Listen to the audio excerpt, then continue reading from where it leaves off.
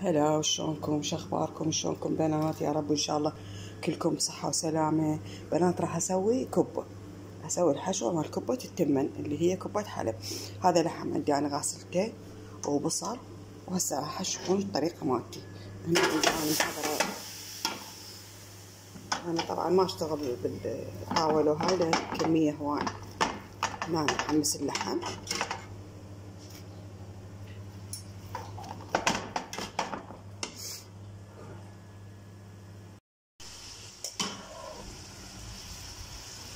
هاي بنات ما حمست. شوفوا اللحم ما بقى لي مي، حمسته. راح اضيف عليه البصل، انا كارمته بالمحضرة الطعام.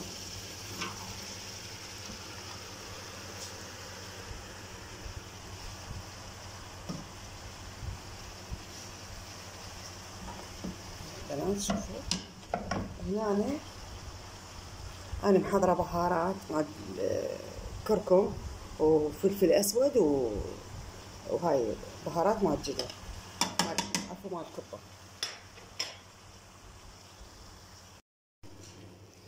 بنات هسه باعوا كملت الحشو. شوفوا الطريقة مالته ايش قد حلوة. باعوا هسه حفرغه بمصفي حتى ينزل الماي الدهن اللي بداخله من يلك ما يتفطر يكون.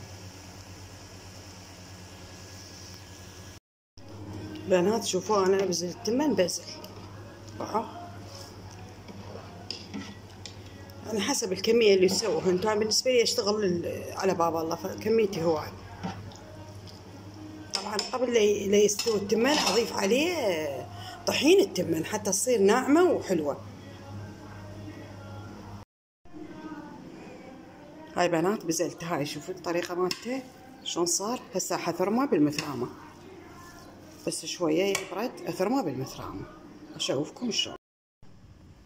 بنات شوفوا اللف، هاي طريقتي انا باللف، طريقه سهله وحلوه ما بيها تعب.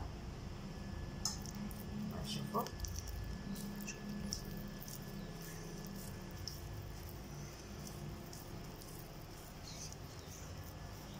ان شاء الله حبايبي عجبكم هذا الفيديو وتعلمون من عنده.